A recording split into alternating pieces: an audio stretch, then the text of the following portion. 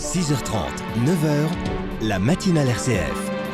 7h56, l'édito du jour, c'est avec vous Stéphane Vernet, directeur du bureau parisien d'Ouest France. Bonjour Stéphane. Bonjour Pierre-Hugues. Alors j'ai évité d'en parler dans la revue de presse, mais vous allez encore nous parler de la réforme des retraites ce matin Stéphane. Eh oui.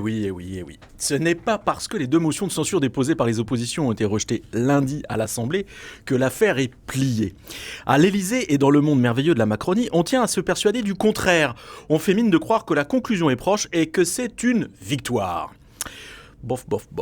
Hier, Emmanuel Macron a réuni ses troupes en son palais, les chefs des partis et les présidents de groupes de la majorité présidentielle le matin, autour d'Elisabeth Borne et de quelques ministres. Le midi, entrevue avec la présidente de l'Assemblée nationale et le président du Sénat. Le soir, réunion des parlementaires Renaissance, Horizon et Modem. Et qu'est-ce que le président leur a dit ? Que tout n'allait pas si mal, Pierre-Hugues, que le texte de la réforme des retraites, contrairement à ce qu'affirment les syndicats et les oppositions, n'a rien d'illégitime. Il a certes été adopté par le truchement du 49.3, mais c'est la faute des Républicains, ces fauchetons qui ne tiennent pas leurs troupes. Les blocages, les manifestations sauvages, les permanences parlementaires attaquées et les élus menacés, on a vu pire, ça passera. L'impossibilité de constituer une majorité pour continuer à faire la loi et gouverner, on trouvera bien une solution. Emmanuel Macron ne lâchera rien.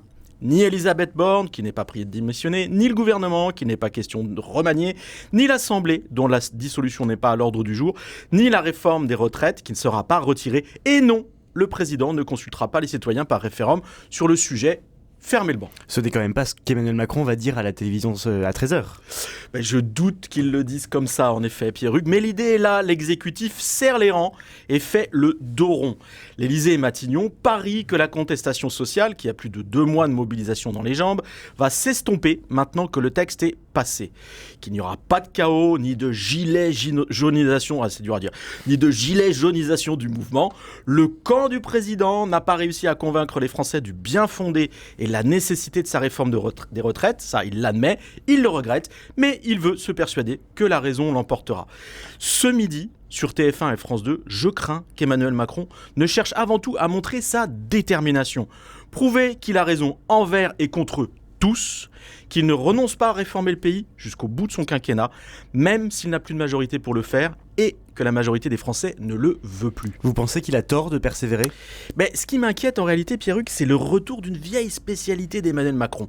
La petite phrase qui fâche, prononcée à contretemps, pile poil au plus mauvais moment qui soit.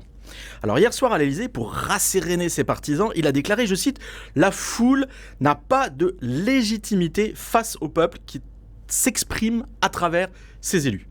Alors moi qui crois en ce qu'on appelle la démocratie représentative, j'ai plutôt envie de dire que le chef de l'État a raison sur ce point. Mais était-ce bien nécessaire de le dire la veille d'une adresse à la nation censée apaiser les esprits ? Il me semblait à moi que le rôle d'un président était de rassembler, qu'en pleine crise sociale, l'interview télévisée de ce jour devait servir à ouvrir les robinets d'eau tiède. Si Emmanuel Macron avait voulu jeter de l'huile sur le feu, il ne s'y serait pas pris autrement. Perçus comme une nouvelle provocation, ces mots, au lieu de réconcilier les Français, ne manqueront pas d'en inciter quelques-uns à retourner manifester. On verra ce qu'il en est demain, jeudi, 9e journée de grève et de manifestation organisée par l'intersyndicale contre la réforme des retraites. Mais quelque chose me dit que le conflit est loin d'être terminé, quoi qu'en dise Emmanuel Macron ce midi à la télévision. Merci beaucoup Stéphane Vernet. C'est le retour de l'information, il est 8h.